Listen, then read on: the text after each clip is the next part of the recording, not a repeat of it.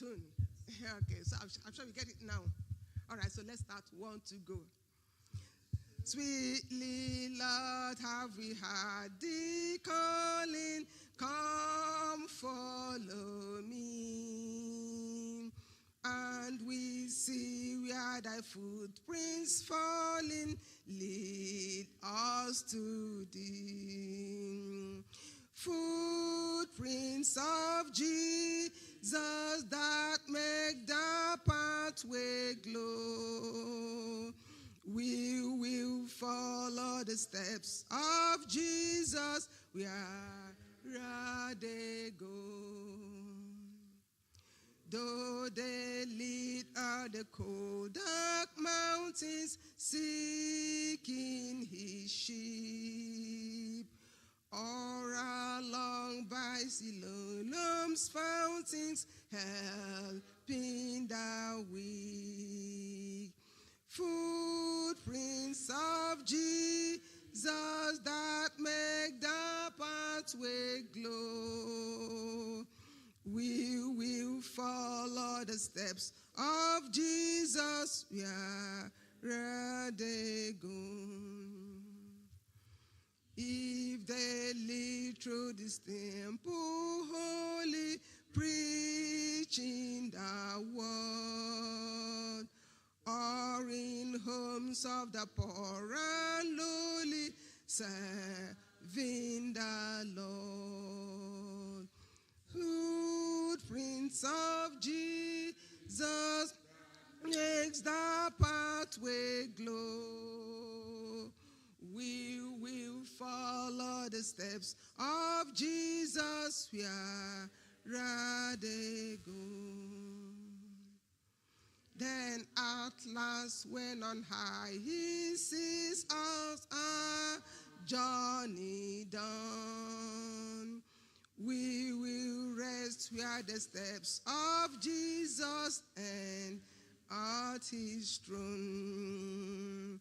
Footprints of Jesus that makes the pathway glow.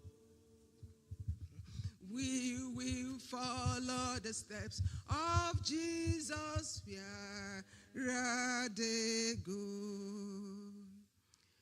Thank you for good singing. May we follow the footsteps of Jesus wherever they lead us in the mighty name of Jesus. May I call on our chairman, the learned SN, for an opening remarks for this program. Thank you. Praise the Lord. Praise the Lord. Good morning, brethren. We thank God for moments like this, that the Lord enable us to meet with one another physically and in good spirit. I trust that at the end of today's program, we may be a little bit enlightened on the course 101 of negligence. Basically, the topic is just a little exposure on the negligence that you easily find within the medical cycle. There is a book written by a very prominent author, Snake in the Courtroom. Snake in the Courtroom. I'm sure Prof will understand why the word snake is used. Snake is the symbolism of medical practitioners. You have an S with a cross. So it is likened that you move in medicine or the practice of medicine into court. So today, our brother is going to speak on the medical negligence and the rights of the patients. I think we are becoming increasingly conscious of our rights to certain activities that surround us, which hitherto we found it mostly unreachable or undoable. Most often, they felt the doctor cannot do a wrong, or even if he does, you can't touch him. Just like the lawyer. The lawyer is touchable. Every profession is touchable. And in fact, this explains why the lawyers are said to be learned. The reason is simple, that we traverse into every sector of human endeavor to study it, to study and master it. And that's why we can look at the doctor and say, this you did is wrong. You often heard of situations where a patient is open and sealed up with certain things, certain medical equipment inside. That definitely is negligence, isn't it? Now, I'm not a resource person, but I'm very sure that after he's done, you have the opportunity of taking a bite as to questions we may wish to answer. And maybe after that session, our secretary, who is moderating, will tell us what next to do. But I'm assuring you it's going to be an exciting thing, because the law speaks about the day-to-day activity of the human person. And therefore, you cannot lack, except you are shy of asking. But inside you, you will be rummaging within you that, yes, something like this happened. What will I do? But I can tell you that we cannot finish taking all your questions here at the end of today. But we will do as much as possible to make it worthwhile while we're here. Thank you so much for being here. And I am sure those who are still, I understand that there's a burial. Perhaps this explains why we have a very small number for now. We'll also be praying for those who have gone to represent us there, that the Lord will take them and bring them back safely. Thank you so much. You are welcome. Thank you very much, Leonard S.N. Just like he has said, we are not joining issues with our brothers in the medical profession. But we must agree that, that most of the deaths that arise in the hospital arise out of negligence. And what do we do about this? Some of the reasons why these things keep going on is because we don't know. You know, knowledge is a weapon.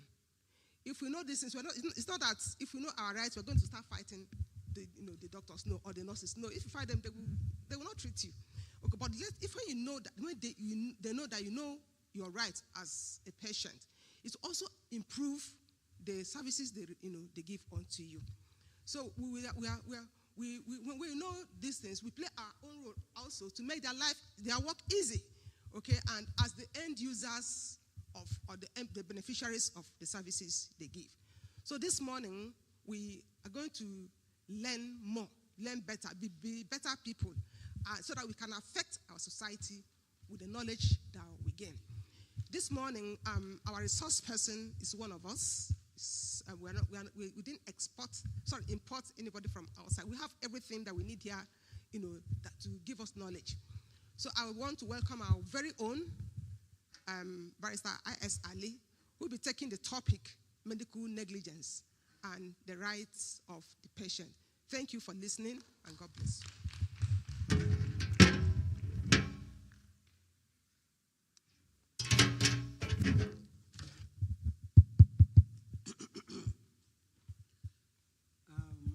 I actually want to start by appreciating the ESCO of the Legal Advisory Committee and the members for giving me this opportunity to do a sensitization on this topic. But above all, I want to appreciate the leadership of the church, and they are all represented here fully. And you've heard that why we are little in number is because of the burial, which has affected one of us, one of our elder. And therefore, there's also a solidarity, to visit and do what is necessary. I'm going to speak on negligence, medical negligence, and we are going to look at the definition of medical negligence. I intend to speak about acts of negligence. What are those acts that constitute negligence? I'm going to look at reasons why you have negligence acts, even in the hospital setting, medical facilities and centers. I'm going to talk about proof of negligence. How do you prove if a negligence act has occurred? What are those facts you put in place in proof of, to substantiate the fact that actually there has been negligence? We're going to talk about that. Then I'm going to talk about the narrowed concept of malpractice, medical malpractice. What is medical malpractice? The categories of malpractice. I'm going to talk, there's a research conducted, a survey research on errors in medical practice in Nigeria some years ago. I'm going to read the outcome of the report, and the report is starting. It's something that will surprise you, you know. I'm going to read that. Then I'm going to look about the second arm now of the talk. I'm going to look at the rights of the patient, the sources of these rights. Now we're going to look at the nature of the relationship between the patient and the medical practitioner. Now, I'm going to talk, when I make reference to medical practitioners, please, I want you to understand that I'm talking about the whole gamut of medical personnel working in a medical institution. And that includes doctors, nurses, nurse anesthetics, pharmacists, surgeons, all the consultants in all the fields of medical practice. In fact, it's going to include even the nurses who have worked for very long in the hospital and who think that they can also begin to do certain things that medical personnel do. Those are the things I'm going to talk about. And I'm going to also talk about the corresponding duties of the patient, because if the doctor can be liable, then it equally means that you also have to do something in order to get another thing. So we are going to look at the contractual nature of the relationship between the two, patients and... So, but... No. Sorry, while the topic is going on, if you have a question to ask at the end of the talk, please put it down. We'll take them after the topic. Thank you very much. Thank you, my secretary. I was trying to say that I have divided this talk into 3 divisions. 3 divisions, if you know what we call the complete meal, where you have the first course, the second course, and the third course. Those that know what I'm talking about, professionals will know this. When you are in a dinner, a professional dinner, there's always a 3-course dinner.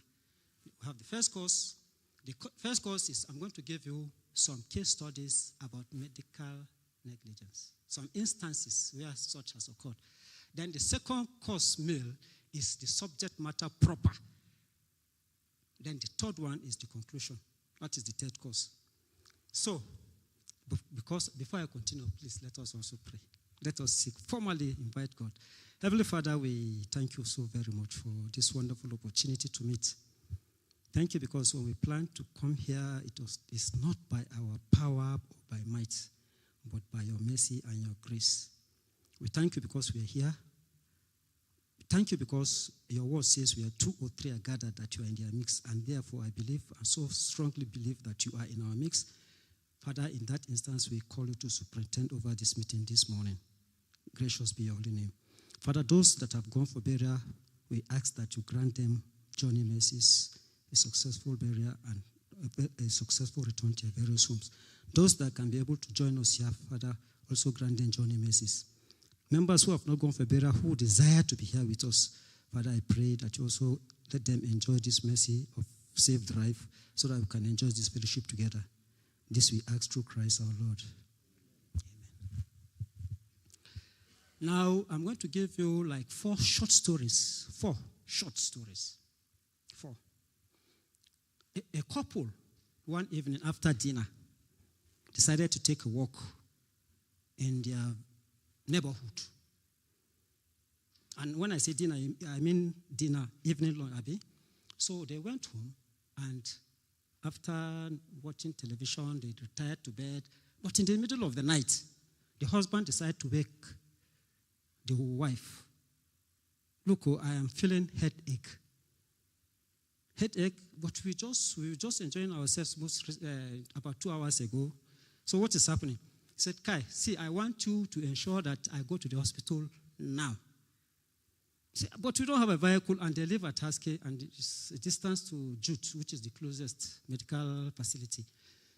Then the husband said, please go and meet our neighbor. They have a vehicle. Let them come and assist me and take me for medical attention.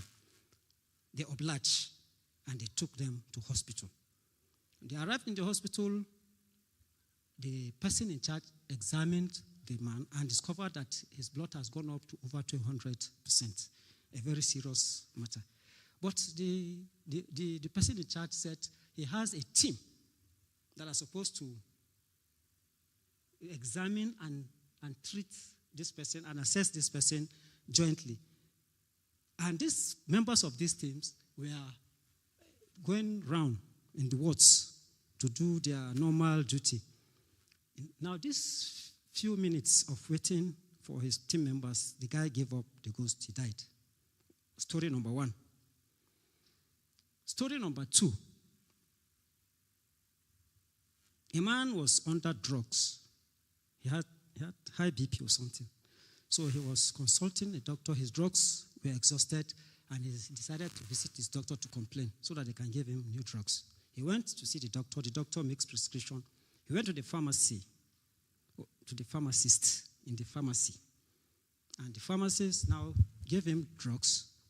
Unfortunately, he gave him overdose of what the doctor had prescribed. So when the man went home and he was taking the drugs, after 2 days he discovered he was feeling not too good. But because he was a man, he decided to say maybe the drugs were working inside of him. That's why he was feeling how he was feeling. Unfortunately, when it got to a point, he said they should take him to the hospital. He took him to the hospital. The blood was so low that he could not make it. He also transited. Story number 3. A man was sick and went to the hospital to see a doctor. The doctor said he recommended that there should be an X-ray. So he went and the X-ray was conducted.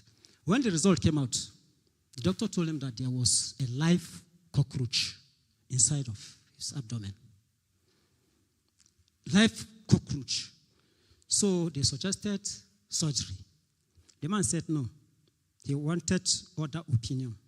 So he continued, and somebody said, see, if they are insisting on surgery, please, you are a man of means. Why don't you travel out? So he went to one of these Asian countries. He went to, particularly, I think, China, or India or China. When he went there, the doctors, pictures don't tell lies. So they examined the first, X-ray film. And they saw actually a live cockroach.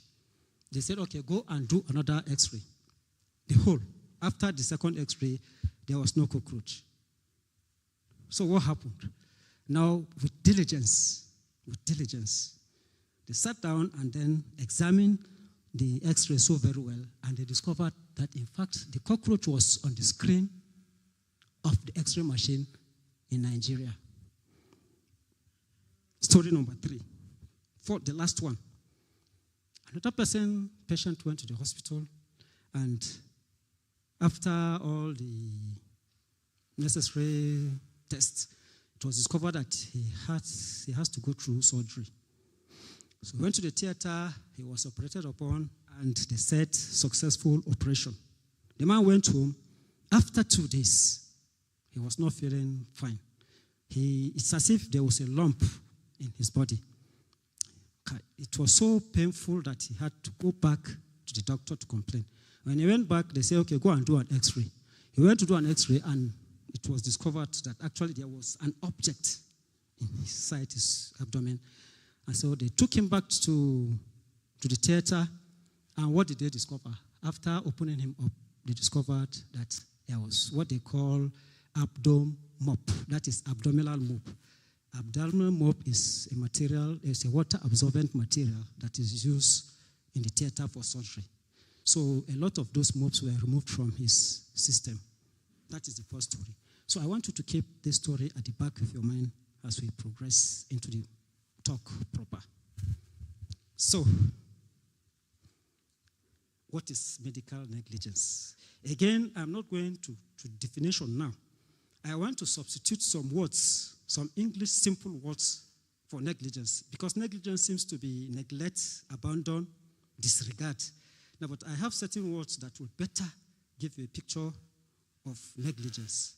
So, medical negligence, the synonyms, some of the synonyms are medical carelessness, medical lack of care, medical non-performance of duty. Please take note of what I'm saying. Medical non-fulfillment of duty. Medical thoughtlessness. Medical disregardfulness. Medical laxness. Medical irresponsibility. Medical inadvertence. Medical dereliction of duty. I have substituted these words because they are broader and they give you a better understanding of what we're talking about. Non-performance, non-fulfillment, laxness, irresponsibility, and so on and so forth. Now, to our definition of medical negligence. Medical negligence is defined as a breach of professional duty by a healthcare giver. Healthcare giver can also be substituted for healthcare professional. So, a breach of professional duty by a healthcare giver. Other definitions, I have about 1, 2, 3, 4, 5 other definitions, again, to broaden your perception of what we are talking about. Another definition says, a situation which occurs where a doctor, owing a duty of care to the patient, breaches that duty and the patient suffers injury. Maybe I repeat that again. A situation which occurs where a doctor, owing a duty of care to the patient, breaches that duty and the patient suffers injury. One other additional definition. Now, the other definition has it that when a medical caregiver fails to fulfill their professional obligations, that's another definition. Thirdly, a mistake or omission. Another definition. A mistake or omission that result in harm. A mistake or omission that result in harm to the patient that was avoidable. That mistake was actually avoidable if only the healthcare giver exercises duty of care. Another definition. Let me give another one. A failure to use such care as a reasonable, prudent person would use under similar circumstances. A failure to use such care as a reasonable, prudent person would use under similar circumstances. That's another definition. Before the last one, failure to attend promptly. Failure to attend promptly to a patient requiring urgent medical attention when the practitioner was in a position to act like the case. Failure to attend promptly to a patient requiring urgent medical attention when the practitioner was in a position to so act. But the definition that pleases me or that gladdens my heart most is this one that I'm going to mention now. Where a doctor fails to exercise such reasonable care and skill, resulting in some bodily, mental, and financial disability to the patient. Where a doctor fails to exercise such reasonable care and skill, resulting in some bodily, mental, and financial disability to the patient, you just make reference to the cockroach case. How the man went through physical, mental, financial disability. That explains that. So let me use the most professional word, malpractice. Malpractice is categorized into three. Maybe there are more because now knowledge is so, you can Google and you can find more, but what I have here is 3. Malpractice is defined as a breach of professional obligation and negligence. You see, negligence has come up in the definition of malpractice. So that negligence can stand alone, but there are other acts of negligence. That's why malpractice is defined as a breach of professional obligation and negligence.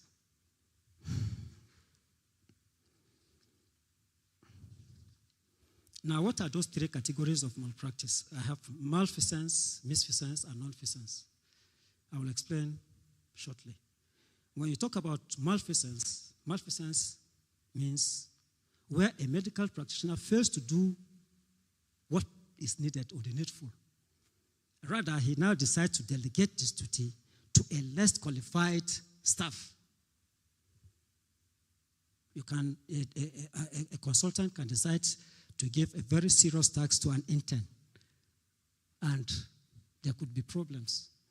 A doctor can decide to give nurse to administer injection to a patient, and that could also result in a very disastrous consequences.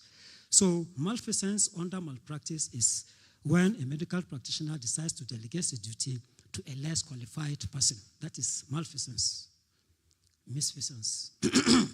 Misfeasance means you are doing a lawful duty in an unlawful way. Actually, that is what you're supposed to do. But you are not following procedure to do that which you're supposed to do. That is misfeasance. There's no point giving an example in this one. So I will move. Before now, injections were sterilized.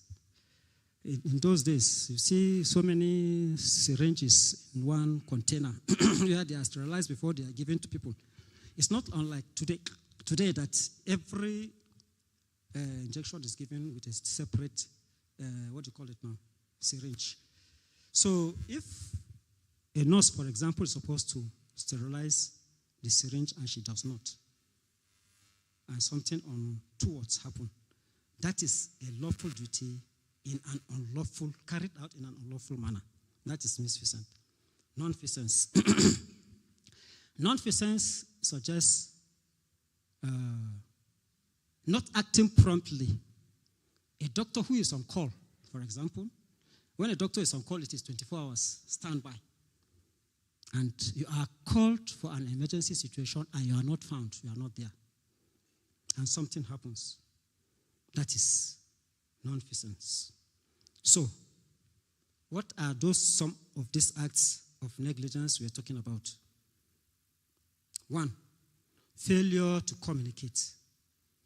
Failure of the medical personnel to communicate with the patient to understand what needs to be done can also result in negligence.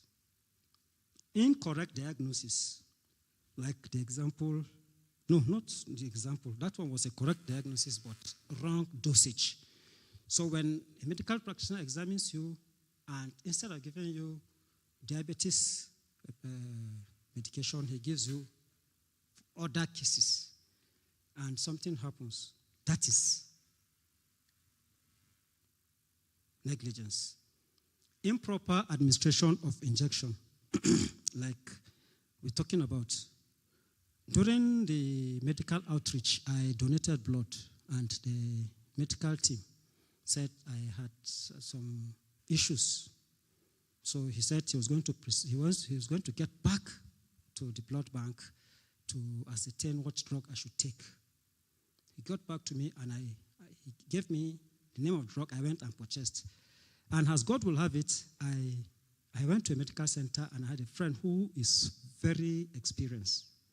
He told me that this drug that was given to you, I said he should administer it intravenously. He said, no, this drug is not given intravenously, that it should go, because if the drug is administered here, that I might collapse. That even if the drug is administered properly, it's not going to be as easy. So it took, in fact, they had to use 3 syringes, 2 punches here and 1 here, for the drugs the full dose to be administered. So you can see that improper administration of injection can also result to. And there's a case of Nolly. Maybe I need to make it more clearer here to give you a case of Dr. Nolly. The Supreme Court decision in the case University of Nigeria Teaching Hospital Management Board and others, that is Mr. Hope Nolly. Mr. Hope Nolly was the only qualified chemist. Mr. Hope Nolly was the only qualified chemist working with the UNTH. Now, an unqualified people chemist, Nwozo, was undergoing internship with Hope Nolly On the 20th of February 1989, Mr. Nwozu compounded chloroquine syrup, which caused the death of children aged between 1 and 4. Yes. Now, a post-mortem examination conducted on the bodies of the children confirmed that the cause of death was chloroquine syrup. There was a public outcry, and the management board of the teaching hospital conducted an investigation to ascertain the person or persons involved or responsible for the overdose. It was Mr. Noli and Mr. Nwozu who were found liable in negligence. In fact, in this case, the hospital, yes, they acted rightly. But if I happened to have been there, I could have initiated a class action. That is, the parents of the children that died to institute legal proceedings against the chemist only for negligence. However, that is done. Now, incompetent assessment of a patient can also result in negligence. And then what my learned silk just said, retention of object in operation sites, like the cutting, the abdominal moop that was left in the abdomen of a patient who was operated upon. Now, failure to attend and give prompt attention, at least that is very clear. When you fail to come and give prompt attention and something happened, you are held liable. Now, what are the reasons, likely reasons of malpractice or negligence? Incompetence. That the person claiming to be what he said he is actually not. You claim to be a doctor qualified, but on assessing patient, it is discovered that each time you make your prescription, there's something that's wrong. So outrightly, the man is incompetent. Then negligence. Like we said, negligence can stand on its own. Put all those together. Then malice. Malice can be a likely cause of malpractice. Malice stemming from hate. Hate. As a result of ethnic differences, prejudices. He is from this, that is from that, and maybe they have problems somewhere, and this one has come to the hospital. You, as a medical practitioner, knows that he is from this, and you decided to get your pound of flesh from him. So ethnic differences can bring about malpractice or negligence. Religious differences. This could also, imagine the crisis of 2010 or 2001. Immediately thereafter, there were people that were injured. Now, if a Muslim, for example, goes to Jamkwano, where is a religious hospital, and we have an extremist who is angry, or most likely that his relation or father or mother or somebody was killed during the crisis, how will he treat this person? So religious differences can also bring about, even though the intention of the man you don't know, but actually he acted because he wanted the kind of revenge. Denominational, most likely there could be, we don't know. Political differences, he is a party A, I am party B, and therefore, you know. Or just sheer hatred, that you see the face of the person you don't like. And you can imagine when we talk about rights of patient, the man already, you approach him, he doesn't like you, and you come and sit down and he makes his prescription or prognosis and whatever, and you begin to ask him questions. What do you think will happen? He will get angry.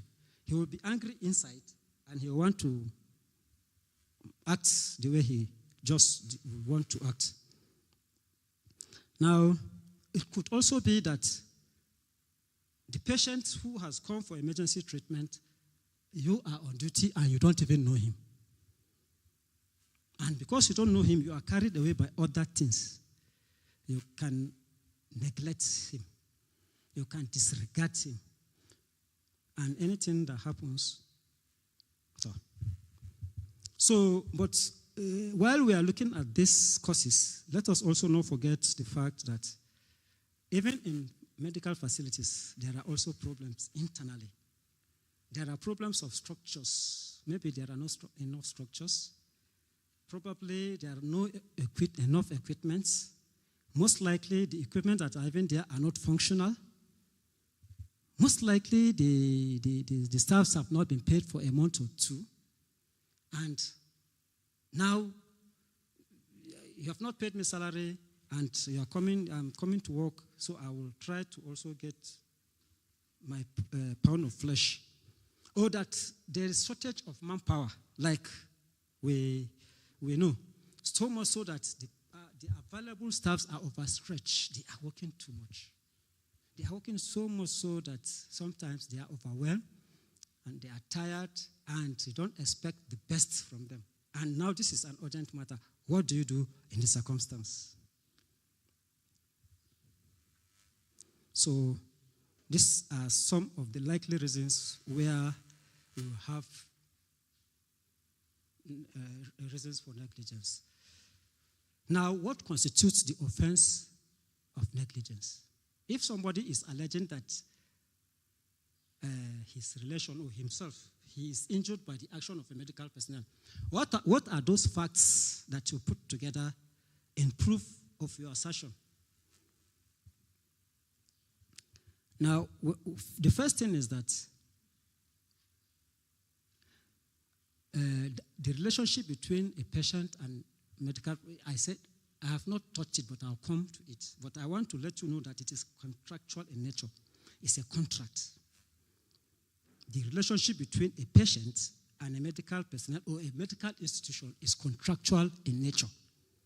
So, because of that contractual nature, one proof that you must have is that because it is contractual, therefore the medical personnel has a legal duty, a duty of care. The medical personnel has a duty of care over your problems. Once you have entered into that contract that we're going to define so that you can understand fully. If there is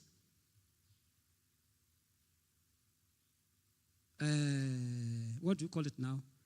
Duty of care. Then there's a contract.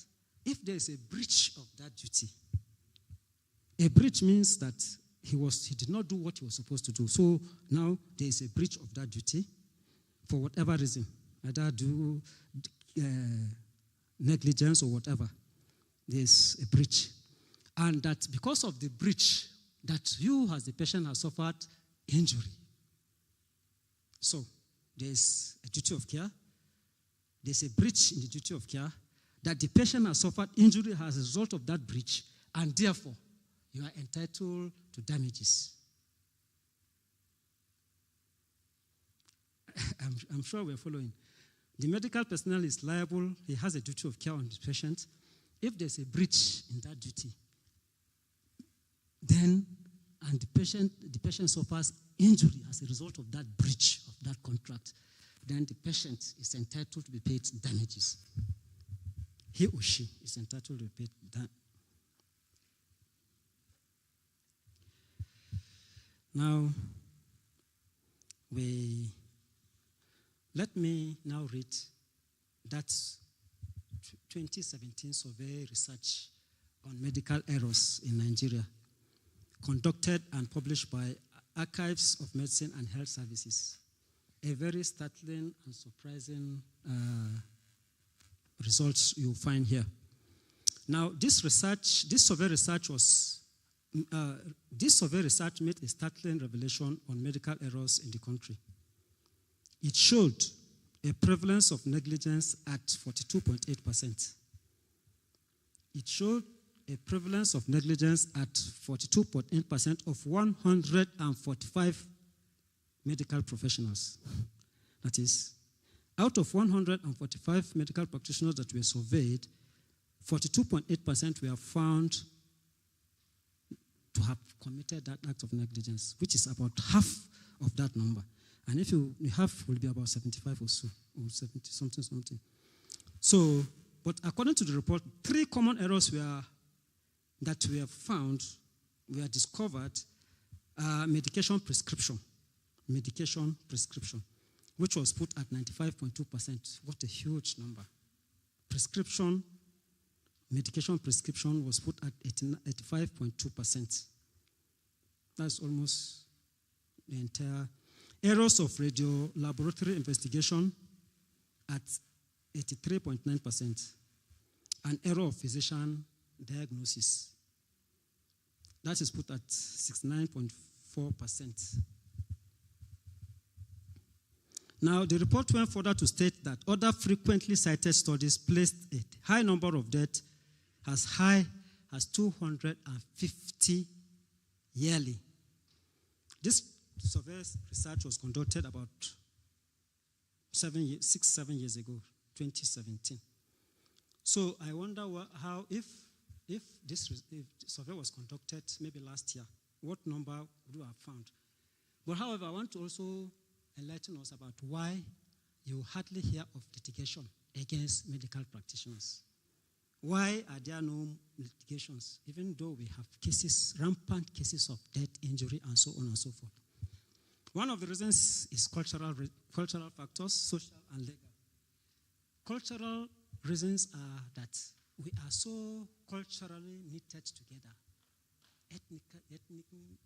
By ethnic composition, we have families, extended family, so on and so on and so forth. So if one of your own happens to have been alleged to committed negligence, and you are the one that has suffered injury, and you decide to say you want to proceed to court, they will say, the doctors don't make mistakes, like the Lennox has opined, which is true. Most people don't think that doctors can make mistakes.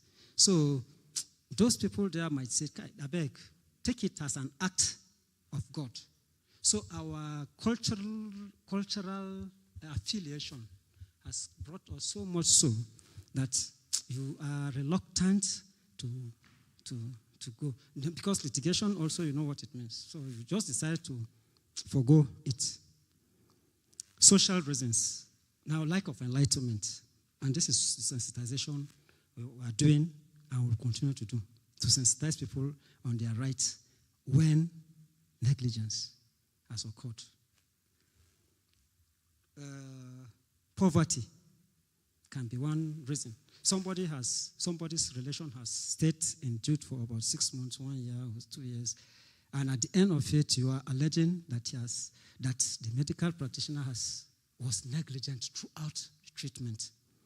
You are going to pay a huge sum of money to settle medical bills, and somebody is coming to tell you that please go to court to challenge the actions of the medical practitioners. You see, and those people that will tell you to go to court, immediately you file proceedings in court, you will not see them. Nobody will come to support you. So you are left again to begin to go and look for money. That even appearance fee, you don't even pay. That is if you are able to pay professional fee. So social reasons, illiteracy, and okay, let's take this church, for example. The medical director of Jude is here. Consultants of various sections of the hospitals are all here with us. Somebody is sick and he goes to the hospital for admission. And usually all of them will go around to ensure that the man gets the best of treatment. Behold, if something untoward happened and God said, this is your time, and he dies. So imagine the kind of care, the commitment that put on him. But somebody will come from somewhere and say, Kai, this case was negligent. Sue Jude. And you are maybe a member, a relation of the dead, deceased. You are a member of this church. And you have been relating with all my elders. They are so very well. If they sue Jude, who are they suing? Indirectly. You are indicting the medical director. So they say, no, please, don't try to. Our people, they have been helping us. This case is just one out of so many. And therefore, please, we are not interested. So you can see that social differences can bring about people reluctant to face reality. Then legal reasons. Legal reasons. We all know the cause of litigation. Especially medical litigation. That you need to prove, you need to bring an expert, you need to spend a lot of money in proof of your assertion of negligence. And besides, they say the will of justice, they said that it moves so slowly, so gradually, that you don't, when you even initiate an action, you don't even know when it will end. And again, the structures of the courts are such that you go to the High Court, you spend like 10 years, you go to the Court of Appeal, you spend like 3 years, if you are lucky, before you go to the Supreme Court, and you don't even know when you have a date to even come for appearances. So sometimes when you look at the implication of this, the time spent, the monetary, financial constraint, and the rest, you just decide to say, I leave it to God. But the good thing here is that most states have amended both their civil and criminal proceedings such that there is a time frame for conclusion of every matter. There's a time frame, though this lingering of cases from year to year is normal, based on even applications before the courts that were used to delay cases. There's what they call case management. When you file a matter, you go through case management, it is assumed that you file all applications before the trial starts proper. That is hearing. So once the trial starts, you might be given leverage if certain new facts emerge, but you cannot amend your processes more than twice so that it will enhance the administration of justice. Like I said, both criminal and civil. So, that puts an end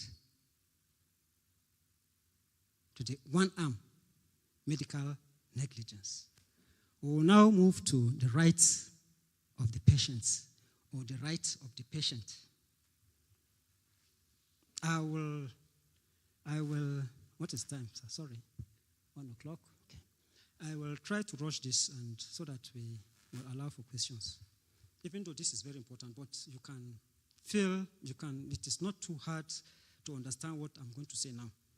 One of the rights of the patient is to be informed about diagnosis, treatment, and prognosis. One of the rights of the patient is to be informed about diagnosis, treatment, and prognosis. Now, diagnosis means the patient must be informed of the nature of his medical condition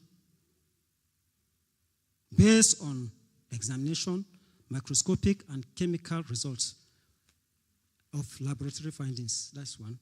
The care and management of the patient, he must be told. The remedies, the drugs that will be given. If surgery is required, he will be told. Then a prediction of the probable cause and outcome of the disease. That's even after he has informed you of the nature of your illness, he should be able to tell you the drugs you're going to take and the effects of these drugs and the probable consequences of these drugs. The medical practitioner has a duty to inform the patient. Now, this information will enable the patient to give you to allow himself to be treated by giving consent, whether informed, whether expressed or implied. And the right to participate in all decisions about treatment and discharge. The patient has the right to participate in all decisions about his treatment and his discharge. That is, if you give him a drug he's taking and he feels too bad, he can come back and say, look, these drugs, maybe the doctor will say, okay, let us alternate, let us substitute, try another drug in that order. The right to choose, this is surprisingly, this is a surprise, that the patient has the right to choose the doctor he wants to treat him. Yes, particularly in a hospital like in the church here. If I'm sick, for example, I know that there's a doctor that can treat my kind of, then I have the right, when I go there, I will insist that I want Dr. A to treat me. That's against any other person. And anytime you are supposed to go for consult your date, if you see somebody sitting down there and it's not that person, you can say, when is Professor Elder Isaac Ocheke coming to clinic? He will tell you, and then you can decide to say, I'm coming, I will not come now. The patient, at any time before treatment, can decide to opt out.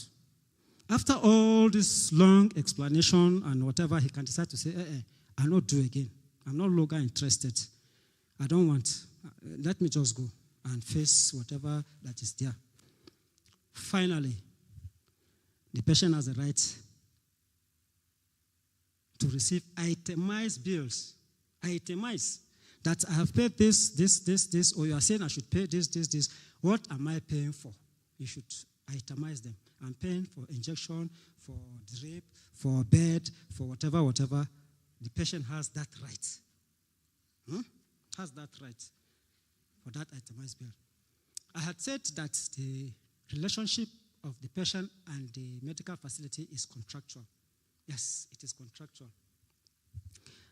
Let me just read the definition of contracts extracted from the Nigerian Law Dictionary by Suleiman Inchi, Samaila. He defined a contract, just listen, an agreement between legally competent parties. An agreement between legally competent parties supported by a legal consideration to do or to abstain from doing an act whose object is legal and which such agreement is enforceable at law. Now, to further add that a valid contract must have the following features.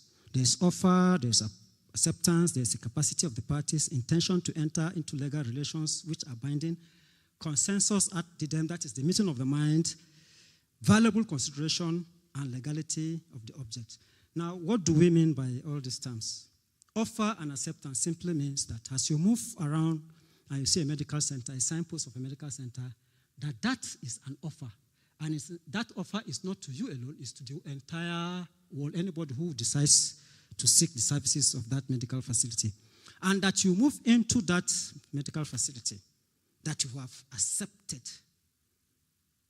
You see a poster, you go in there, you have accepted. That is one criteria achieved. Capacities of the party. The capacity of the party suggests that other people cannot enter into a legal contract. Somebody who is insane, mentally deranged, a small kid, a minor, legally cannot enter into a contract, except, of course, if he can understand. He is mentally sound and he is checked and discovered that he can understand what you are saying. There you can. But ordinarily, it is advised that a minor should go with a guardian or a parent. And a madman can also approach the court if a contract is breached through his committee of a lunacy. That is, the law is one kind. That there's a committee of a lunacy. Those committee can, or any other person that can be appointed to act as such. Then intention to enter into regular, if you enter and you buy card and the doctor sees you and prescribes drugs and you go and pay, already a contract is impliedly established. Because when you say valuable consideration, the doctor has given you his service, you have paid for those services, that is consideration by both parties. Legality of objective. Now, every human being has, directive principle of state policy, that every person has a right to medical care. So you have a right to enter a hospital to be treated. So that objective is clear. Unlike when a lady goes to the hospital to go for an illegal, because abortion is illegal, legally speaking. So when somebody conducts an abortion, that the parties are on their own. Because if the woman decides to pay, fine. If she doesn't want to pay, fine.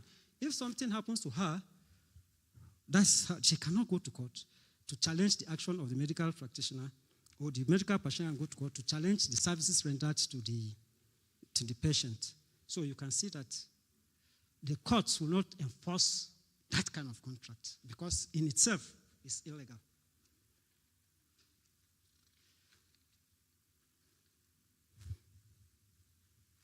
So that is, in essence, the contract relationship between the patient and the doctor or the medical practitioner. I have said before now that when I say medical practitioner, I don't mean doctor, so that the doctors don't hold me to ransom. That all the personnel working in any medical facility, they are all, including what attendants, if they venture to go into what they are not supposed to do. So that is the contract relationship. And if that contract is breached and there's injury, you can you can approach the court in tort. A tort is a civil action where a person has suffered injury. Contractual relationship, I have suffered injury, I can go to court to seek for damages like we said earlier. So we go to statutory provisions. There's the Constitution and the Penal Code. Now, the Constitution in Chapter 4, Fundamental Human Rights, which is too clear that we don't need to go too detailed. We have, it allows every citizen of Nigeria those rights, and those rights are enforceable.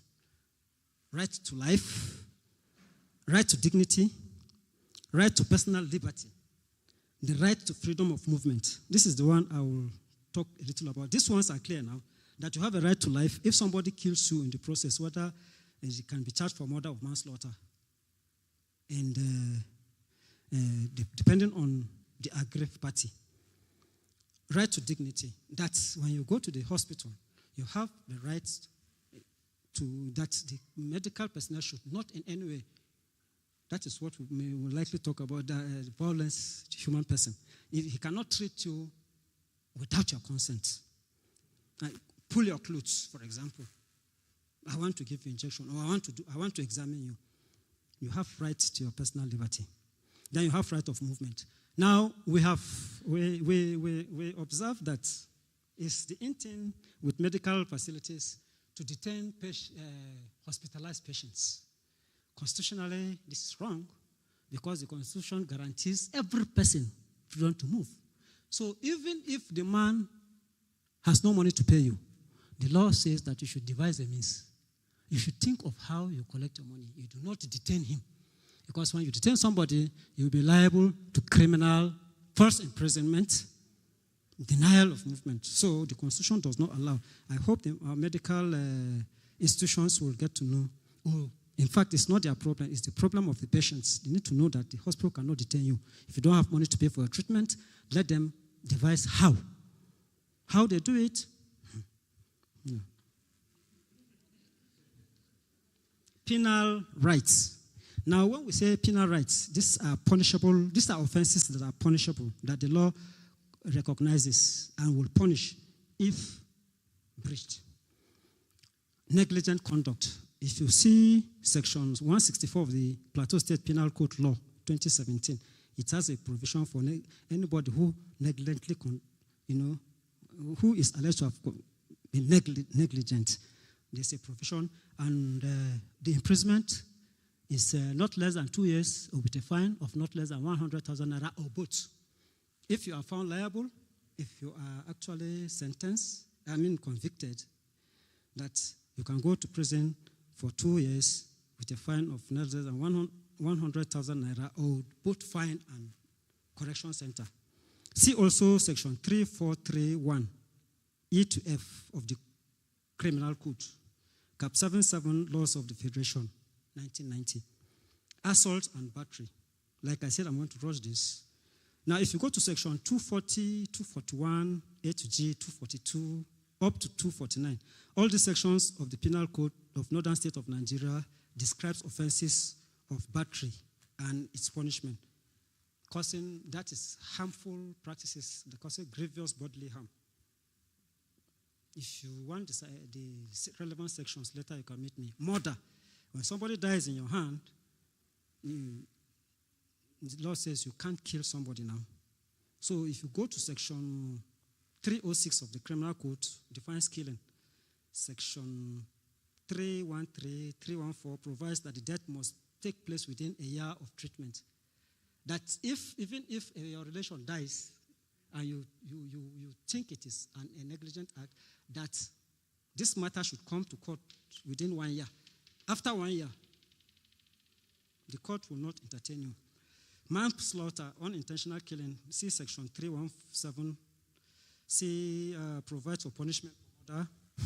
Section 320 talks about attempt to murder, Criminal Code. See section 214, 215 of Plateau State Penal Code. Abortion. Abortion is also provided for in the Penal Code, section 228. 14 years imprisonment, or 5 years, or 5 What do you mean? 5 years in correction center, 100,000. Hurt, when you hurt somebody in the course of carrying out your medical whatever. And this is provided for in section 214. When you caused hurt by means of poison, you inject somebody with poisonous substances, the law says, no, you can't do that. Section 223, the punishment is 5 years and fine of no less than 100K. Forgery. Maybe we'll leave forgery, because forgery is in a class of its own. Forgery, falsification of record, and so on. But defilement is very important here. If a doctor, because they see patient, a male doctor sees a female patient privately, and the lady decides to begin to shout that he has raped her, or that a small girl has defiled her, these are taken care of in the penal code. So the remedies are that you can initiate both criminal and civil proceedings against an erring medical practitioner. But our criminal administration of criminal justice law in Plateau State has provided for, when you enter into a criminal, you initiate a criminal proceedings against a medical personnel, there's a provision for compensation. Hitherto, before now, you can file 2 processes, one civil, one criminal. But they have taken care of that. You don't need to do those. You just file criminal charges. If he's found guilty, he goes to correctional center, he pays a fine, and there's a compensation for you. So you can ventilate your grievances, both civil and criminal. Now, Bible injunctions. Okokuma, let us go to responsibilities of the patient. The patient also has a responsibility. Patients are responsible for providing information about past illnesses, hospitalization, medication, and other matters related to their health status. That if you go before a doctor and you want him to treat you, you need to supply to him all this information. If you don't, you also have committed what we call contributory negligence. Secondly, patients are responsible for asking for additional information or explanation about their health status or treatment when they do not fully understand. Know it that you still have a right to ask when, sometimes you meet him in a mood that he will say what you want to say so hurriedly that you don't understand, and yet you cannot say, sir, sorry, sir, I didn't understand what you are saying. Can you let me know what you are talking about? Patients are responsible for informing their doctors if they expect problems. If you are under medication, please, you have problems, go back and take the doctor. Look, sir, this is these drugs you've given me, this. I think we have even said that before. So you do not resort to self-help. Or a situation whereby you are given prescribed drugs, after you have taken them, you now, when they are exhausted, you don't want to go to the hospital, you now go to the pharmacy and you go and buy drugs. Same drugs, because you know the names of the drugs. You go and buy and continue to take. The doctor who has said you should take drugs for 2 weeks or 90 days or 30 days knows what he's doing. When it is exhausted, please go back and tell him, sir, these drugs are exhausted and I'm still not feeling fine, so that he can think of what next to do. Please, until you have a Bible there, let me read my thing myself. Or somebody can help us. I want to read 1 or 2 verses, then I'm done. First Colossians chapter 3, verses 23 to 25. First Colossians chapter 3, 23. Yes, sir. Hello? Is somebody reading it? Colossians. First Colossians chapter 3, verses 23 to 25. Sorry, Colossians. Sorry, sir. Sorry. I don't know who put 1 for me. Colossians chapter 3, 23 to 25. It's First Corinthians that is disturbing, that first in the Corinthians. 3, 25. Please help me, sir.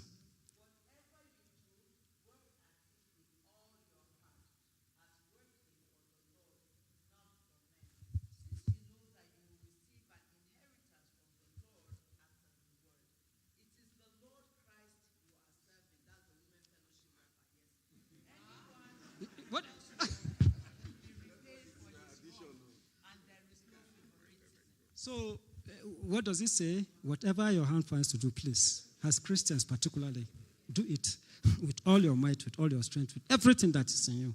Everything. Do not mind the hiccups, because there will always be hiccups. Just remember that you are serving the Lord through that service. Whether in the marketplace, in the offices, in the marketplace, anywhere. Do what you need to do with all your heart. Please, Auntie, can you help me again? 1 Corinthians 10:31.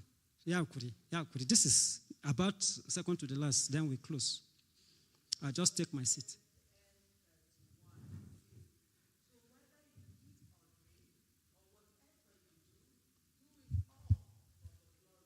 So I'm not going to take about eating and drinking. I'm going to take that second arm.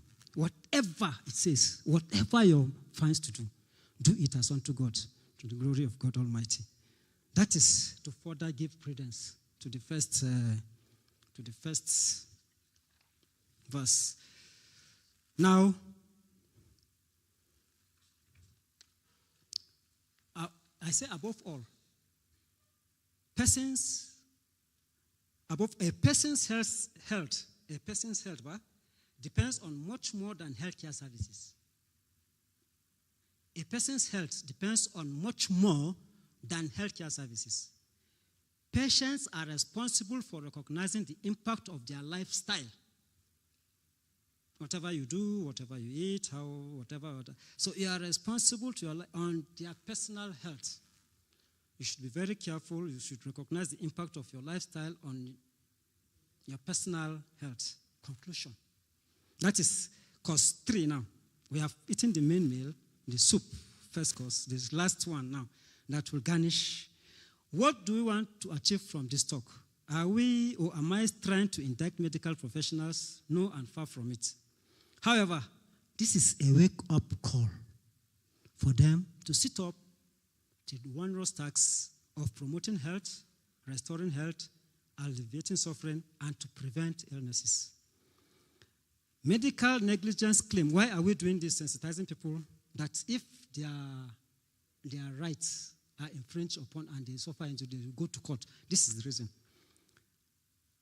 Medical negligence claims, those damages that I talk about that you collect if you are injured, right? They can serve as a powerful catalyst for driving positive change in healthcare system.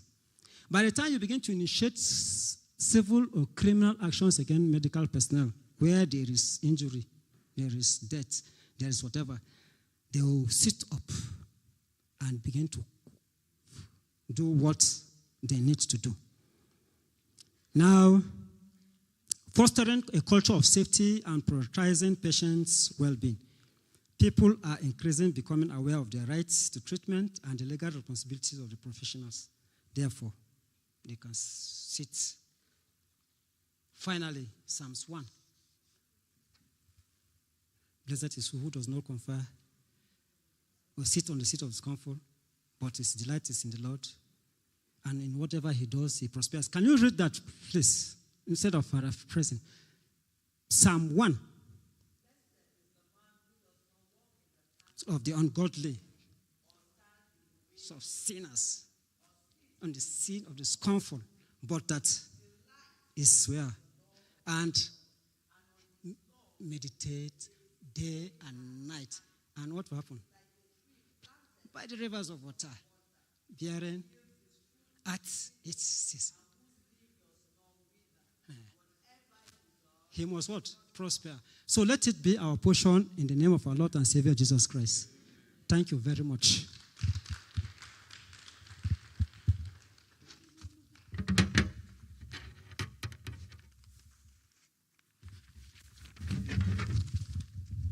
think it deserves another round of applause.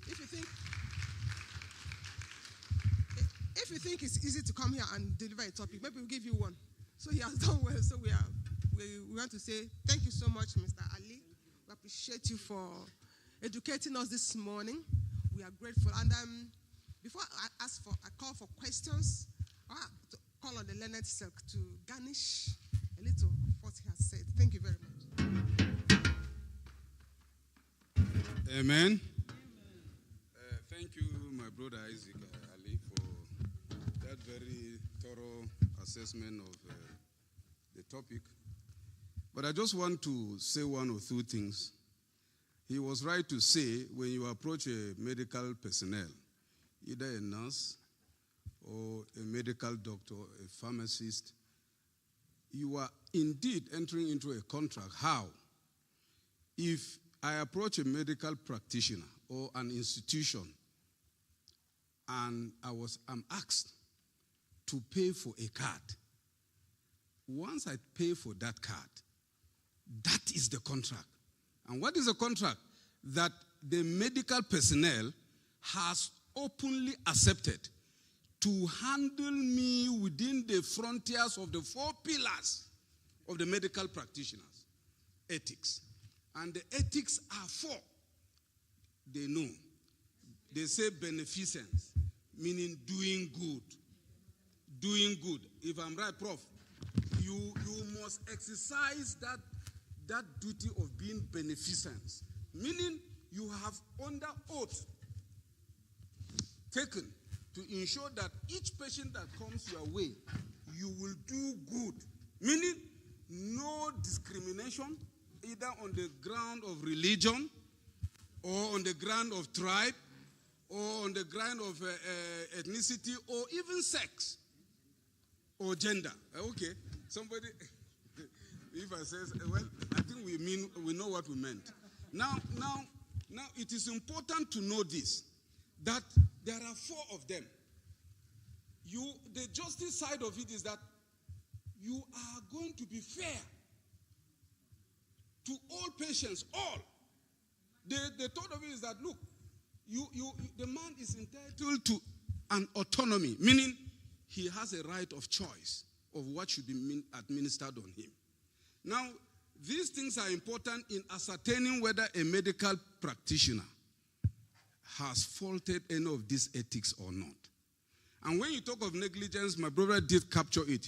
What it means is the degree of care to be exercised in the handling of a patient by that practitioner. Not just care, but the degree of care.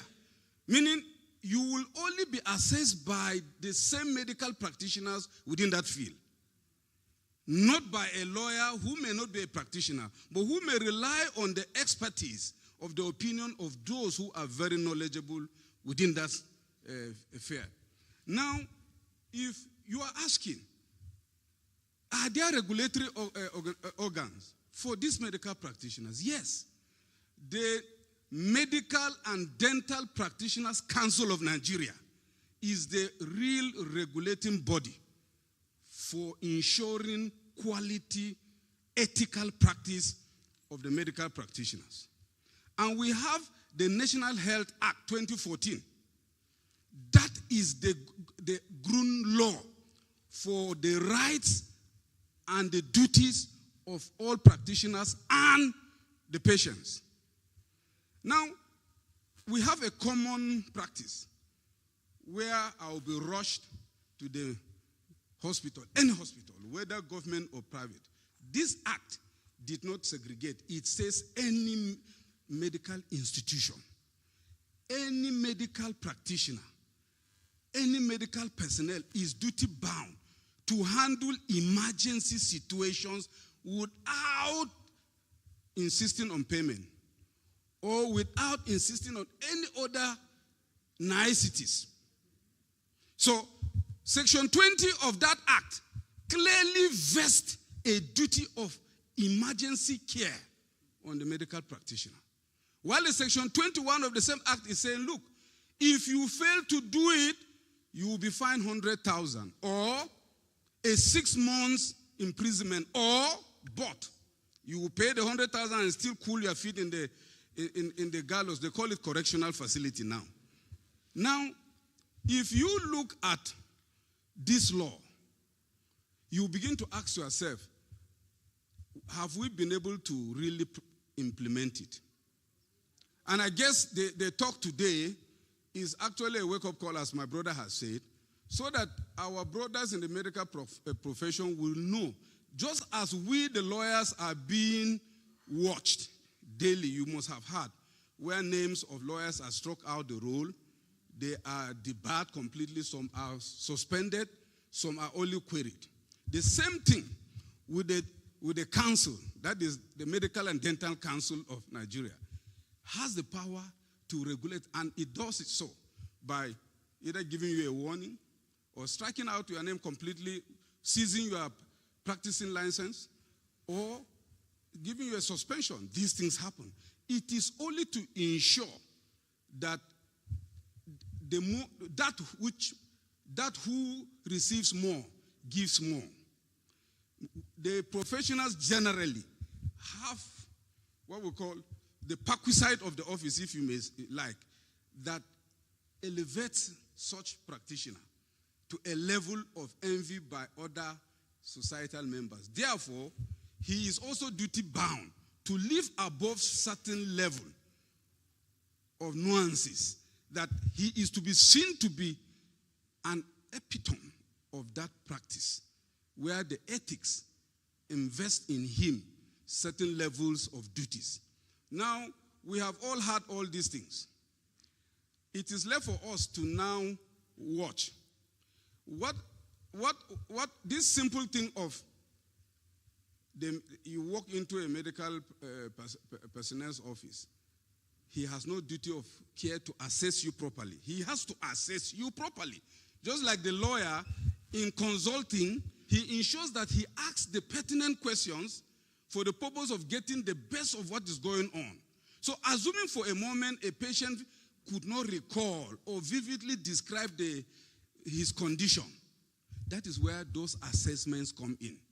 After the oral questions, you go through the medical test to what? Ensure that the best of result is received for the purpose of proper treatment.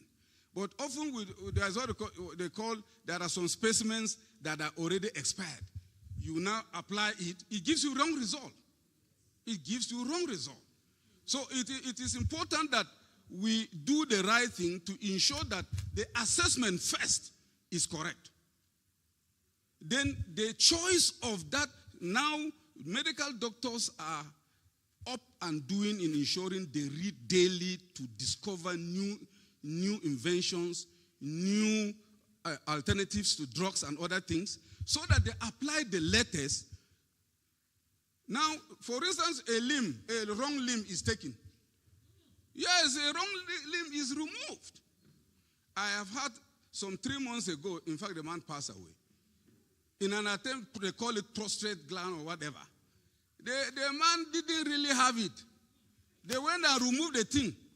The man and the wife felt very bad. That thing became a psychological problem that took him back to the hospital, and he finally died. So care must be taken. I think there is an NGO near the police area command that is handling issues of patients' rights. It does that. Well, I have forgotten the name of that our colleague. That is his area. He handles that. Martins Omo. Thank you, my chairman. May I digress? We are happy to have a lady chairman for the first time. I think no, the second time. Sorry. And she's from this church, Leah Dagung. No, I think Yargata was. No, she's not. Well, can you please stand up? Since it's our week. Yes. And we have the financial secretary, our sister there. Just like the speaker said. Please, you can see. Yes, and your son, Prof. Indeed, this church is blessed with so many good hands. We'll be praying for her to excel, and so that our next law week will be better than this one. Now, in fact, this topic is so rich that if we are to go into details, it will take days. But we know that our brothers in the medical field, they have heard us, and they will take this sermon to their brothers in their chapter here. No, the reason is this. They have a duty of care to us patients to ensure that their brothers in the field do the right thing, and to fish out quacks and charlatans who parade themselves like the one that was spoken of recently has been paraded in, say, removing the intestine, and that is what Section 48 of the National Health Act is talking, that you cannot remove blood or tissue or any part of a patient's organ without his consent. Consent properly given. Go and look at that Section 48. You will see it there. So it means we, even lawyers, we must also be watchful of people who parade themselves as lawyers, who are not lawyers. The same thing with the medical, because most often we discover that those who are charlatans are really not really those that went through the four corners of, because it is a very rigorous process before you emerge as a medical doctor. And I do not expect anybody for anything to play with it. And therefore, we owe ourselves the duty of care to ensure that we care for our profession and our patients in like manner. Thank you so much. Thank you very much, Leonard Silk. We are blessed to have you amongst us. I'm sure, do you have questions? Do we have questions? All right. Please, before we take questions, I want to, take apologies from Elder, the church secretary. He's supposed to be our ex-officio, but he's not able to be here today because he is bereaved. I'm sure you will know that his in-law died. So on behalf of Dr. Mahmoud, he apologizes to the committee, the legal advisory committee for his absence. I don't know if he sent any elders, because he said he was going to send elders to come and represent. Do we have any elders? I can recognize our uncle, our beloved Uncle Steve Daniel. Thank you very much for coming. Daddy, you are here. Thank you very much for gracing this occasion. Elder Ocheke, thank you so much. Sorry, you are so fair and I didn't see you. And I was sitting behind you. I'm so sorry, sir. You're welcome. Yes, any other elder here that I have not recognized, please accept my apologies. You're all welcome. And indeed, I want to thank every one of you for making time to be here with us today. Without you, this program wouldn't have been a success. We would have been talking to ourselves of the things we already know. So we thank you so much for coming and for listening. And thank you for the resource person. We are very grateful. And our leader's sake, we appreciate you so much. So are there questions, please? Yes. Thank you very much. Okay, before questions, let's take comments. Questions, please reserve your questions. Let's take comments. It might add to our knowledge and to the things we want to say.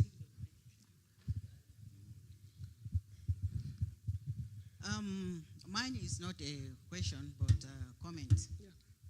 Comments. But I will start by commending our brother, Barrister Ali, for a well-presented, a well-researched, eruditely delivered, okay? Thank you so much. You have done well. And thank you, Lana Silk, for that explanation.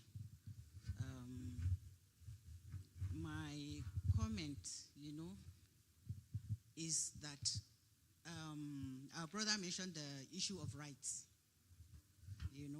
when he was discussing medical negligence, that patients, have some certain rights as they approach the hospital. And I'm sure and I believe that most of us, we don't even know, about these rights.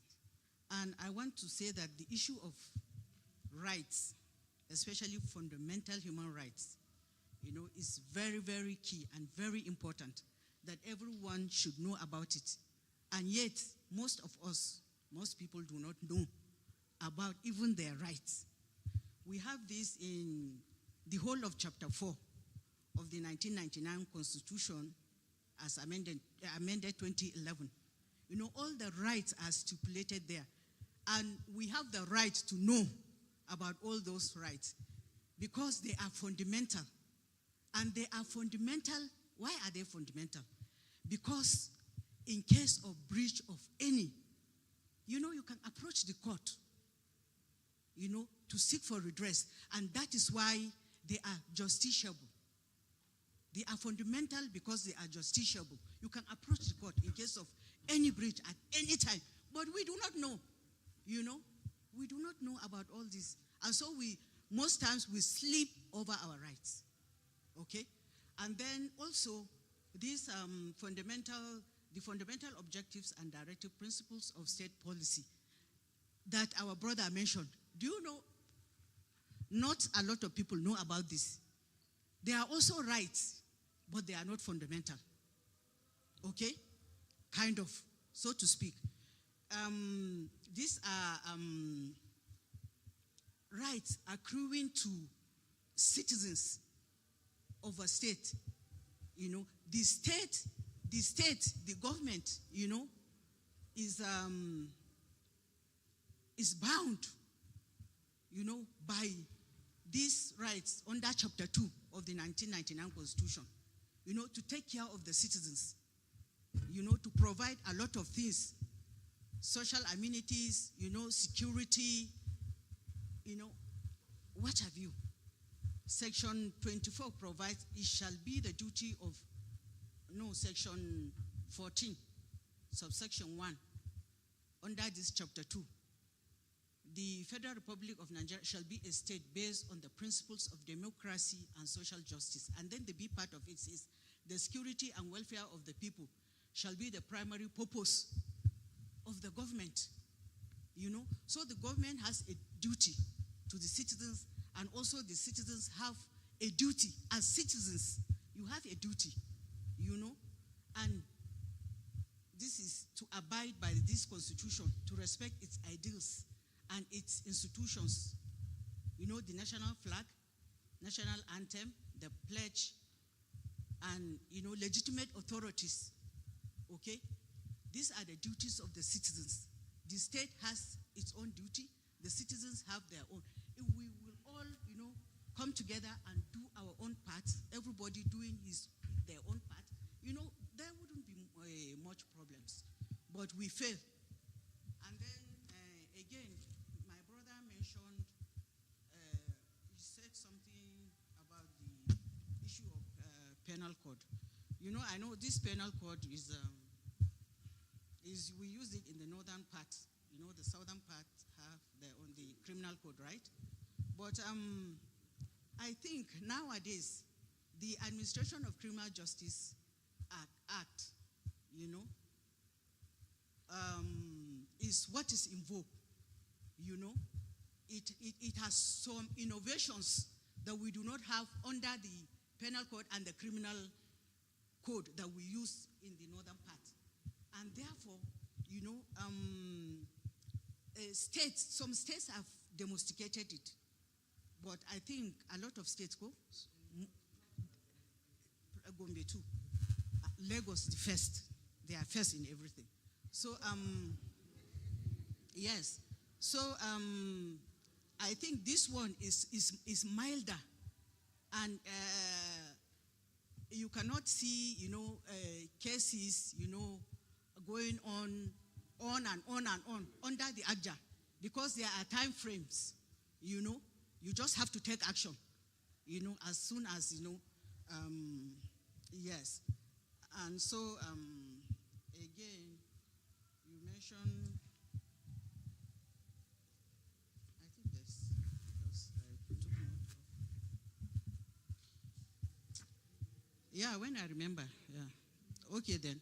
So, what I feel is that this issue of rights, especially fundamental, you know, we should have a special time, you know, to discuss it thoroughly, so that, you know, people will know more about their rights and how to exercise. Some cannot even access those rights because they do not know anything about it.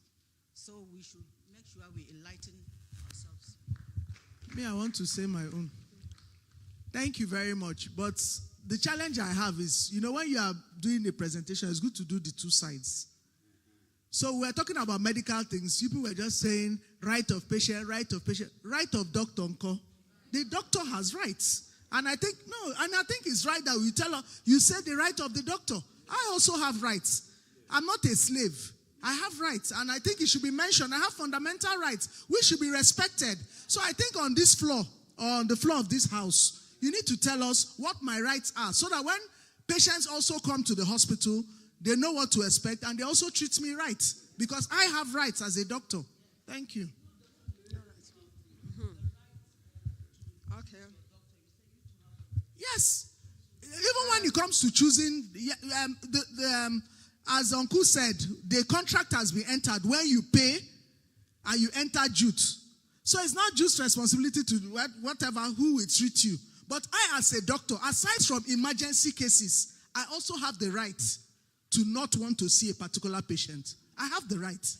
But unless under emergency situations, I must attend to you. But aside from emergency, I also have the right to say, I don't want to see. For whatever reason, I may decide I don't want to see. But it shouldn't be for those things you mentioned because of religion, ethnicity, and all that. But I can be sick. Something may happen to me. I may not be in a position to see a patient. It's not compulsory. That's what I did. So I think we should also hear the rights of the doctor. Thank you.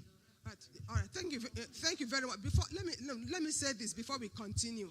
I think what she said has opened the topic that we need to treat, to educate us on the rights.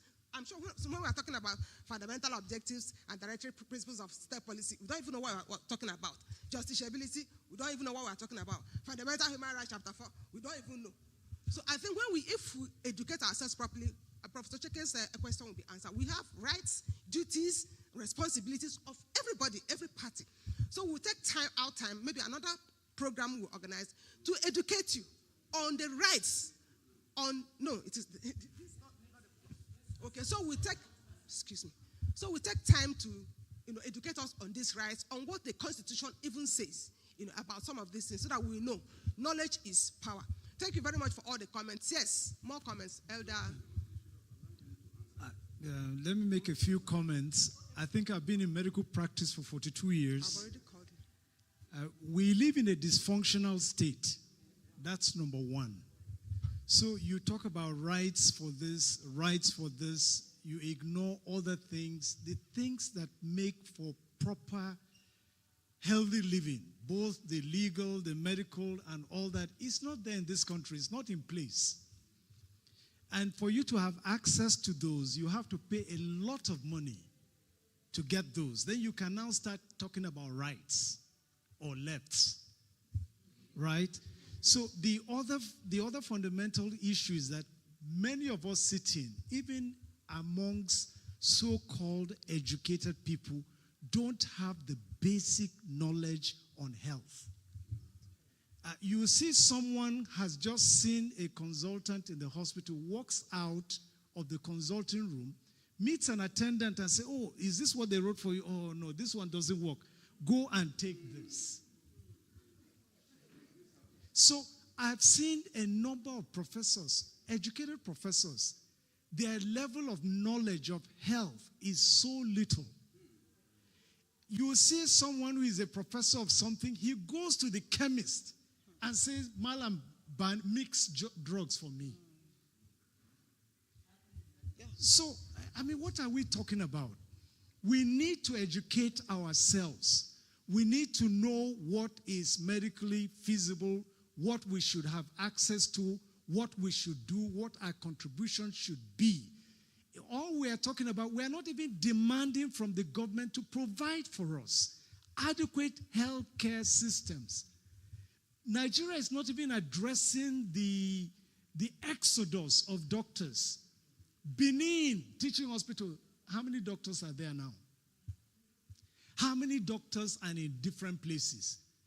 There are some institutions, they are not even willing to pay what the doctor deserves. You find a doctor who worked for 72 hours, has not slept, and you come to him that you have emergency, and you are expecting to be sane to treat you. How many doctors are there? How many are able to work to see? The working environment for the doctor is not even there. So we should be advocating for a society that is wholesome, that is addressed. What is the ideal that is provided? Even in your legal practice, do you have the right chambers? Do you have the right places and the right things in place? You go to hospitals, for example. Youth has CT scan, they have MRI, but it does not work because the contract system in Nigeria is upside down. They would not bring equipment and put it where it should be. MRI should be in a basement where it's not subject to dust, it's not subject to fluctuation of electricity. You go to youth, you don't, now they are paying 32 million on band A. How will they sustain that? How will they provide all the services that people need? I think Nigerians should rise and address the fundamental issues of living in a country. The basic provision of what we need in healthcare. You are talking of healthcare. How many people have running water in their homes? The running water available is the one people run to go and fetch. How many people have the sanitary condition in their systems to say that, so the basic health education is zero. So people are working under very tedious, difficult environment. So before we ask people to provide this, and then you are taking a doctor or someone who has worked for nights, has not seen sleep, is on call for how long? And you expect him, he's the only one in the hospital. So the current ratio is 1 to 6,000 in Nigeria. I believe it's not the accurate one. It should be maybe 1 to 15,000. So training of the facilities for training people is even lacking. But Nigerian doctors are very good. If you go outside there, the ones who are working all over the places, they demand, they look for Nigerian doctors. That is that they don't even have the fundamental basic environment, equipment, things to work. Right now we are talking about the inflation and so on. Many drugs, because they are imported, the drugs you are paying 10,000, 5,000 is now 70,000, 80,000. How many people can afford that?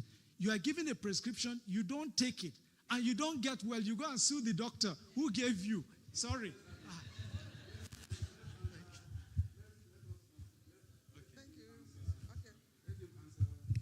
Sorry, maybe Professor Amaka came late. See, she's not here. I have said that the relationship between a patient and a doctor is contractual. And if it is a contractual relationship, it means the patient also has something to give before he is given. I have mentioned the duties or corresponding responsibility of the patient. That without those responsibilities, the patient ordinarily cannot, when we talk of litigation, you don't just go and allege.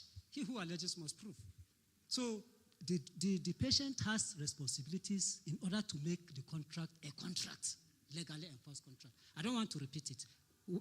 And I had also mentioned, sir, after mentioning acts of reasons for malpractice, I mentioned the fact that there are structural, no infrastructures, lack of equipment, non-functional equipment, shortage of manpower.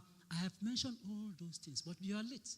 And the fact that all these things are lacking, you don't go to court and you tell the man sitting there, my lord, that my hospital has a non-functional machine. The court will not listen to you. Whose responsibility is it to have a functional? So I think the best thing, I have it here, I skipped it. There are so many things I skipped. Ordinarily, I wanted 2 hours. Now, sir, I had mentioned here, we are all seated. We have representatives, both the State House of Assembly, the red chambers, the green chambers.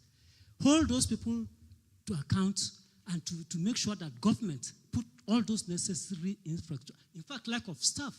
I have mentioned the fact that doctors are overstretched. I have mentioned it. You came late, unfortunately. So you didn't hear me.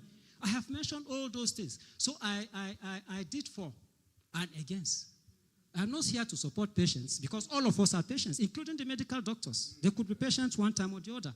So we are not taking sides. We are very responsible and very rational in our discourse, taking care of all this. Thank you. Just to add a little, where's my elder sister? She has gone out. Maybe you tell her. The medical doctor also have a freedom of religion, belief, and opinion. And if a particular belief or religion forbids you, you cannot be made express.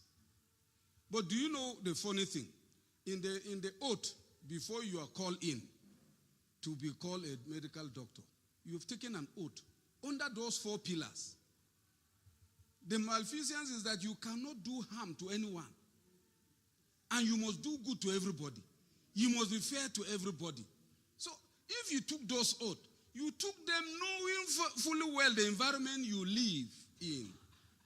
Just like we the lawyer. You can't go to court late because you don't have a car or there is a rise in the cost of fuel.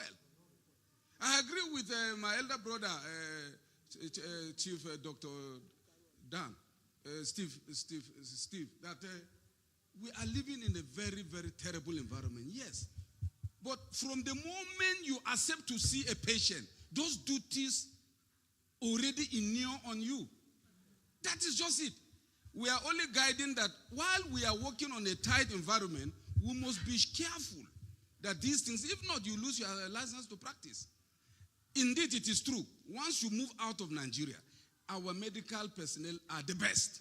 Anywhere. Hardworking, ethical, very committed. But you have everything there. Everything. In fact, your transport system is almost free in UK. In fact, the care providers, which are even nurses, they are paid more than the medical doctors. That is why they must rush.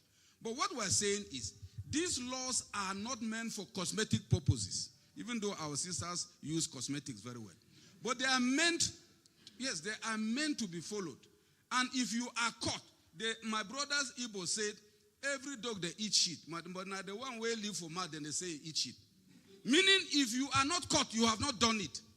But the day you are caught, this trench of with you government, the law will just hammer its law. And because it is deemed to be blind, it doesn't care. You have breached, you have breached.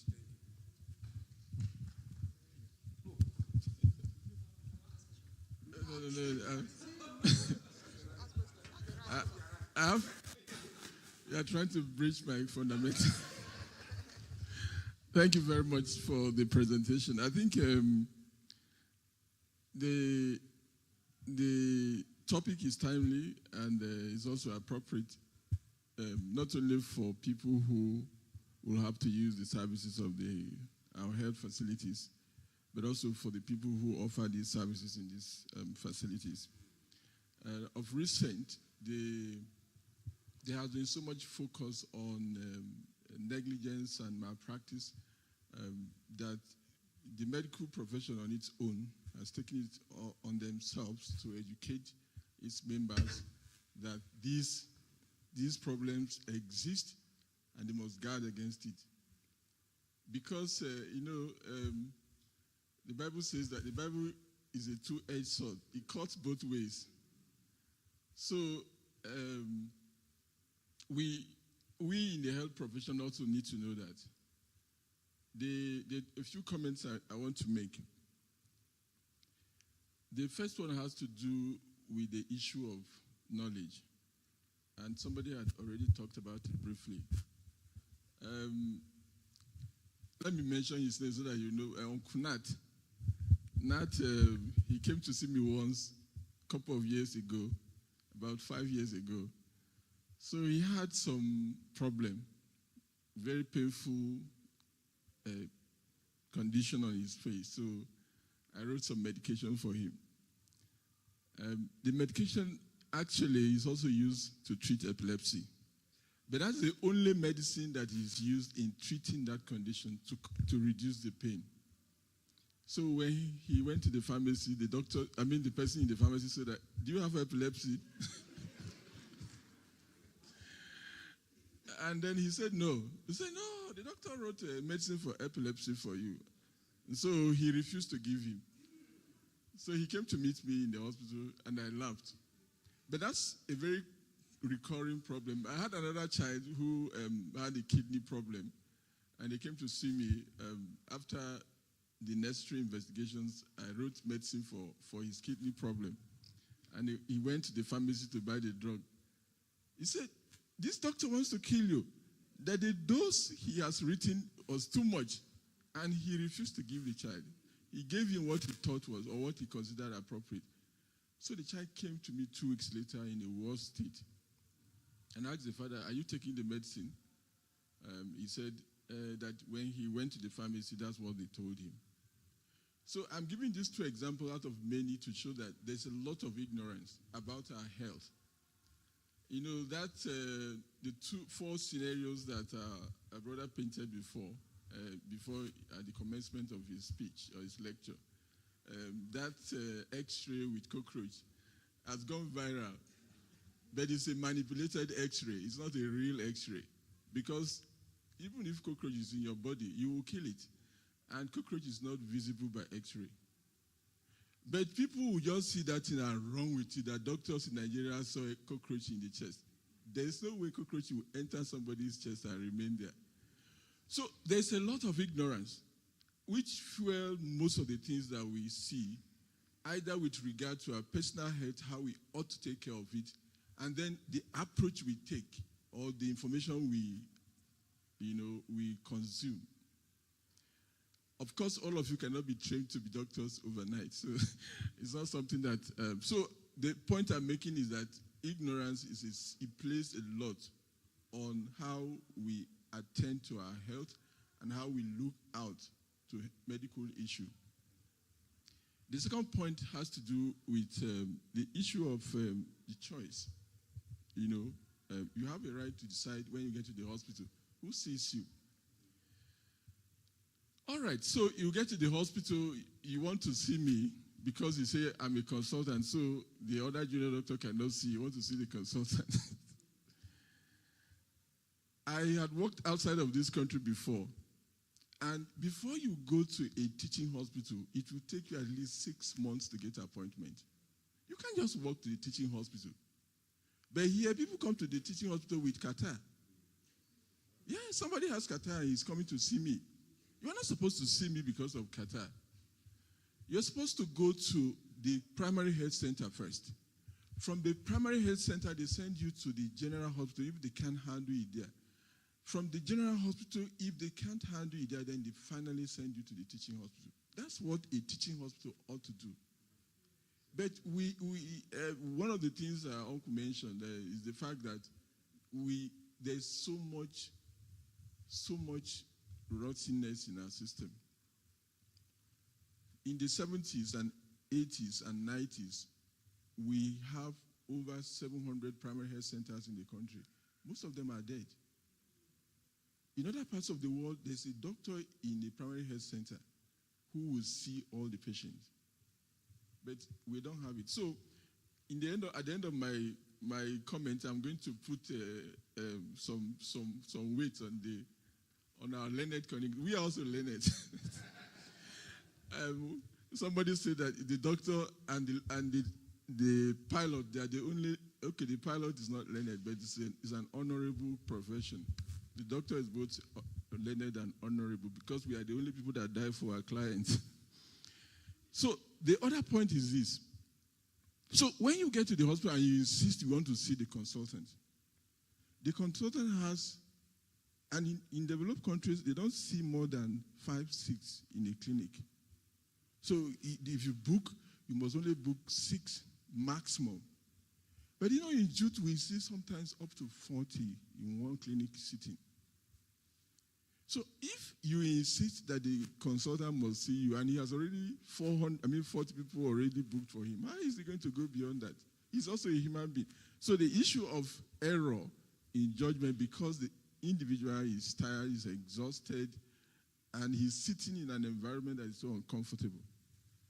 So when you go and you insist somebody must see you, note that there are also limitations to that. You may not get that right to be seen by who you want. So the other point again is, Uncle talked about the ethics. One of my friends, we were colleagues in Jute before they emigrated. He's in Australia. So we were speaking recently. And he was almost weeping. So he told me that his wife and the children have stopped going to church. So I said, what happened? He said, in Australia, everything is working. And these people are not Christian. They are not religious. So why do you need to go to church if things work for you? That Nigerians that are praying, nothing is working here. So I laughed and I told him that one of the major problems we have in Nigeria is that we are unethical people. Every profession has its ethics. Even the minister here, the pastor who is supposed to be here, there are ethical principles that will guide his practice as a pastor in this church. The accountant has ethics that guides him. The lawyer has ethical principles that guide them. And the doctor also has ethical principles that guide him. But we break all the ethics and we expect results. So the fact that in China everything is working is not because God is favoring people who are atheists, but they follow the principle of economics, they follow the principle of health, they follow the principle of commerce, and it works for them. So that is a major challenge here. We are unethical in everything we do.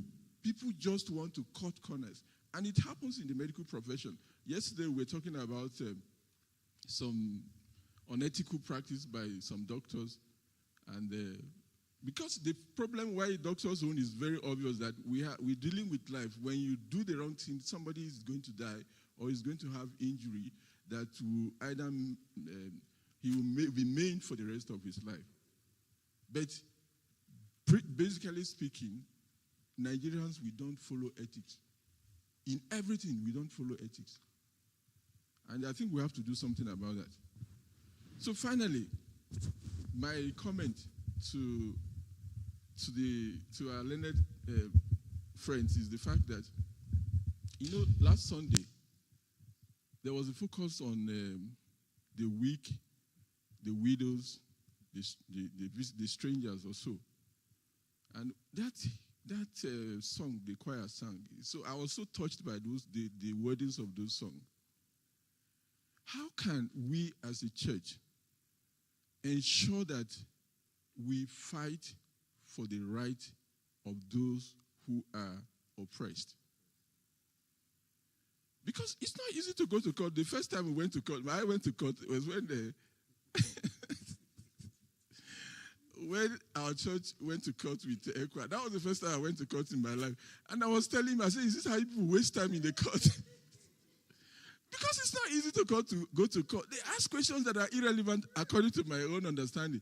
The answer is obvious, but they keep asking questions, 20,000 questions on something that is already obvious. So going to court is not easy.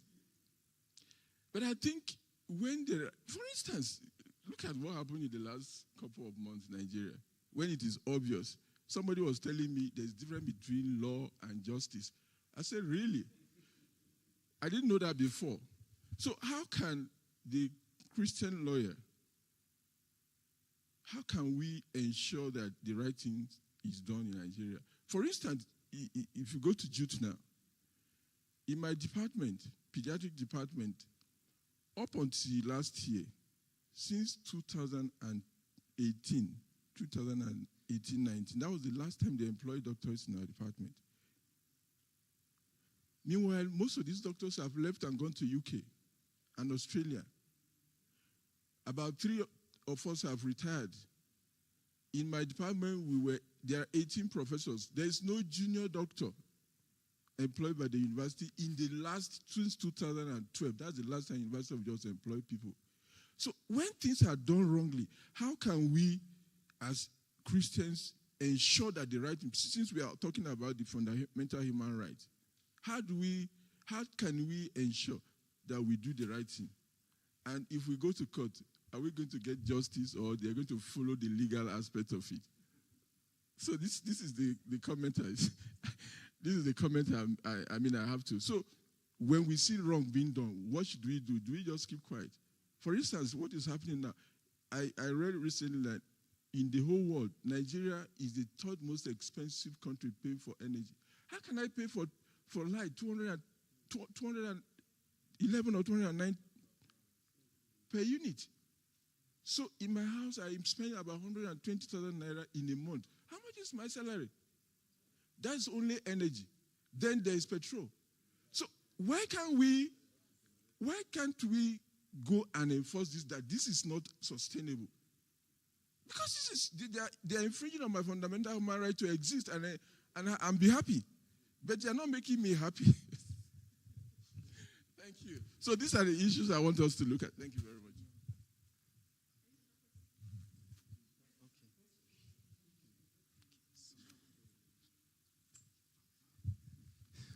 Good afternoon, all.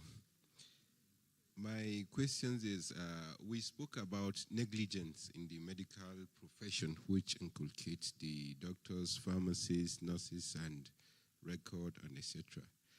And we also talked about the patient right. But we have forgotten to mention sometimes we have patients that are minor. We have those that are not mentally stable. So they are usually brought to hospital by their relatives. What are the rights of those relatives? Yeah, that's the question. Or sometimes even death. That the patient is dead. What can the relative know about the disease? Because sometimes there's this law that confidentiality. You don't divulge some information. So that's what we want. You see, we skip a lot of things. Last time we dealt with issue of next of kin. And in that next of kin, we say the next of kin is not a document that vests in you properties of the deceased. No. It is for emergency, including medical. Now, the duty of insisting that the patient must accept the carrying out of an act, medical act, on his is part of the duty of care. And what does that mean? It answers my brother's question. If the patient is a minor, he has a guardian or a next friend, they call them. You understand? Somebody who is of age that could speak on behalf. Or the next of kin, if the person cannot even move. And that next of kin, normally it is in most of your documents. They will look for somebody that best have the interest of the patient and say, we intend, this is the professional advice. Can you give us a consent as to what to do? That is a consent. So once that person acts on behalf, it is deemed that the person who cannot move or talk for himself has granted a consent. The same thing with the mental person. Now, if there is a breach of a right of a patient, if the patient is even dead, because who takes the medical personnel to court?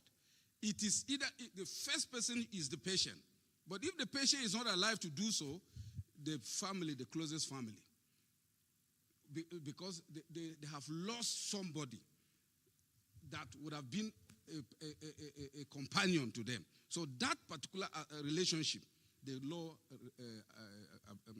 recognizes it. Now, I think I have answered your question. For that of the infant, the next friend will act. A mental person, whoever is closest that relates with him, acts. At times, even lawyers do act. If there is a specific document that vests in the lawyer the right to act on behalf of, they do so. I think that's it. Yeah. So he mentioned the issue of autonomy. So autonomy is one of the fundamental ethical principles in the practice of medicine, which is that the patient has the right to choose the kind of care he or she wants. So if you come to the hospital and say, well, you have malaria, from my assessment, I'm going to give you chloroquine. You have a right to say, I don't want chloroquine. I'm going home. I want to go and buy dogoyaro. I have no right to force you. So, but autonomy also has both the idea of the fact that the person must be sound. Okay? He must be rational. He doesn't have to have any form of he must have the mental capacity to reason. Because before you act on the autonomy of the patient, you must present all the pictures. So you have to explain to the patient exactly the problem, what should be done, what can be done. Then he can decide what he wants. But he must be somebody who is mentally capable, somebody who is aged. Now, you also talked about the issue of the child. So Nigeria and then the WHO, we define a child as somebody who is 18 years or below. If you're less than 18, you are a child. And you can't be voted for and you can't vote. So you can't take certain decisions for yourself. So in the hospital, only adults have the right to give consent. A child cannot give consent. But the parents act on their behalf. Okay? So the parent can say, this is what I don't want. For instance, there are instances, especially, I think Jehovah's Witness, they don't accept blood transfusion. But there was a Supreme Court judgment sometime last year which rules out that the doctor has the right to transfuse a patient even if the parent insists that because of their religious background, the child cannot be given blood. The doctor can give blood because he wants to save life. Okay? So parents can take consent on behalf of their children who are minor. But if a child is between 7 years and 18 years, in addition to the parent's consent, you have to get the assent from the child. So the child can decide no, even though the parents have given consent. So we collect assent from the child, but we take consent from the parent. Okay? So you don't just say because the parent has said yes, you go ahead. No. Your parents said I should give you this treatment. Do you like it? This is why I'm going to give you this. You will have to get the accent from the child. So accent from older children, but the consent is given. But again, this is what I talked about earlier with issue of knowledge. I don't know everything, and I don't have all the rights. Even though I'm a consultant, I don't have all the rights in the hospital. I have a head of department. So there's some problem. When I've reached my limit, I push it to the head of department. If he tries and he reaches his limit, he pushes it to the chief medical director, who is the overall boss of the hospital, and he can take decision on behalf of the hospital. Because if they take you to court, it's not me they are taking court. They are taking the hospital to court.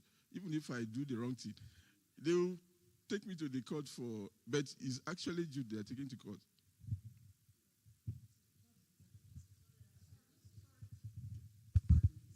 Sorry, at this juncture, yes, we will. Please, I think it's getting more interesting, but I want to crave our indulgence. At this juncture, we need to change our venue because we are encroaching on the time for the band to practice. They are waiting for us to finish this session so that they can come in. They're hanging outside. So I want to crave our indulgence. Can we move to the Sunday school building? Upstairs is available for us. So I can continue. All of you that still have questions, we are available to answer the question. And then after this session, we're also going to have a legal clinic. Some of you have questions. Some of you have private questions that you don't want to be answered privately, not for everybody's ears. So please, including our elders that are here, please, I crave your indulgence. Your presence is also needed. Can we quietly move to the Sunday school hall upstairs that is available for us? When we get there, we'll continue. Thank you very much for listening, and thank you for cooperating. God bless all of you. Yes, we move there. Yes, we need.